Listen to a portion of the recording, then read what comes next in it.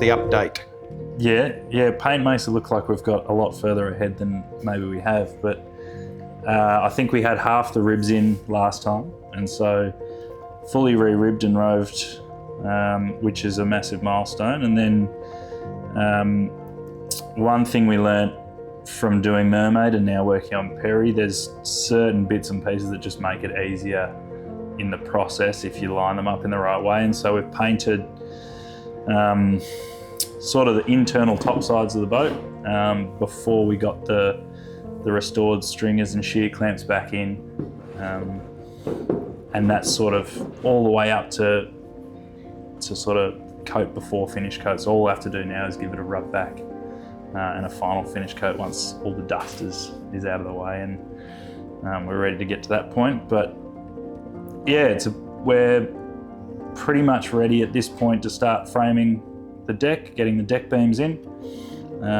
Shear clamps went in yesterday, and they're the originals apart from the aft end of this starboard one, which is a new bit scarfed in. Stringers are all original, and we've tried to, I guess, different than in the past, sort of highlight the age of the boat and I guess the restoration process, because you can see all the plugs, you can see the sort of filled split out and all that sort of stuff. So she definitely shows her age, but hopefully in a nice way. What percentage of the boat do you think will still be original? Like when you look at some, I don't know whether they call them restorations or rebuild, if you look at Tally Ho, it was like, a new boat. What was left? What was still original? This looks like there's a lot of original parts left, like the planks and what have you. Yeah, it's the grandfather's axe, isn't it? Yeah. All the planking is original, save for 2 repairs, and they're minor. The keel's all original, save for this end piece that's had a little repair as well. All the floors we were able to salvage, and so all the floors were popped out, cleaned up, and they've been rebedded on hydroseal and screwed back in. So they're all original as well. So at the moment, it's a lot more of an original D class than Mermaid was at this point.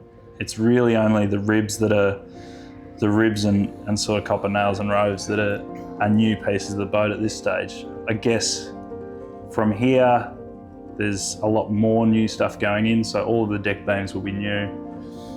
But then again, the cabin's going to be restored. So I think at the end of the day, it'll at least be a 60% original boat, which is pretty remarkable for something that's 80 years old.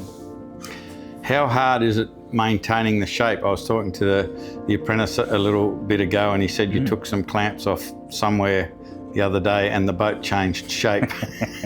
Tell us about how hard that is, and currently, it looks like it's completely screwed to the shed, so the only way it's going to move is with an earthquake.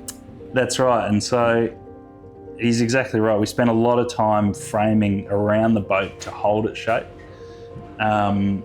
And just recently we've sort of started to remove some of that so that we could get the shear clamps in and nail and rove them off. And when we've done that, she still wants to splay out a little bit because there's no sort of tension through the deck beams actually holding it together on top. So we'll throw the sort of forward end of that bracing back on now that the shear clamps are in.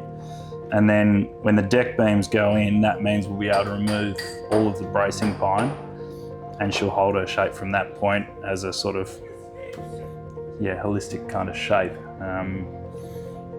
And that was just something we learned from doing Mermaid, was you need to put so much effort into bracing the boat, because once you start removing bits and pieces, and it just wants to fall out of that shape that it's held for so long.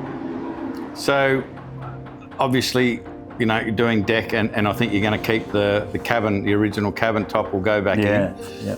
As far as spars and what have you, is that something that you're going to have to build? Are they coming? Are they new? Are they the old ones resurrected? What's the story with the spars? Yeah, so it'll be a new mast, but Ryan dropped off the boom a couple of weeks ago, which at some stage in her life was shortened. So we will sort of add that bit that was lost back on, but the boom will be, 70% original.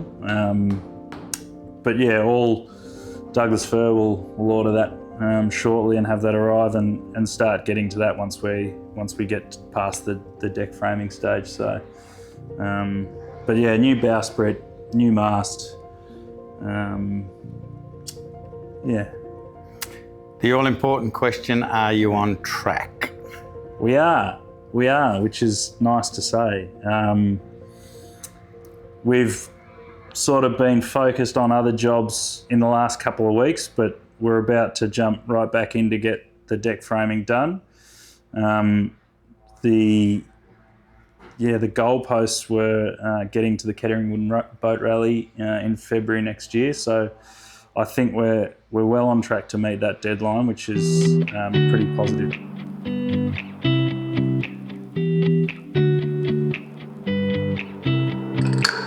My name's Thor. I'm an apprentice here at Tasmanian Shipwrights & Co.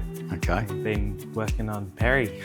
I'd called around a few places for apprenticeship, and everyone was like, oh, try here, and eventually I was in class actually, and I got a call saying, do you want to be a boat builder? And I said, yes, I do. The first boat I had a bit of a go on was Mermaid, and they're super cool. One of my old teachers owned one called Merlin, and she said it was like sailing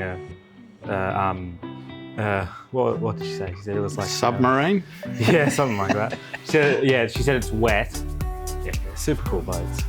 They're exactly they're my style of boat. So I like the traditional planking style, like not strip planked or anything. They're proper boats really, which is great. I've been doing a lot of sanding as an apprentice, but also a fair bit of roving, and which is really good to learn. Have they got you out on a Derwent class sailing yet? Yeah, I've had a spin on Mermaid, and it's great.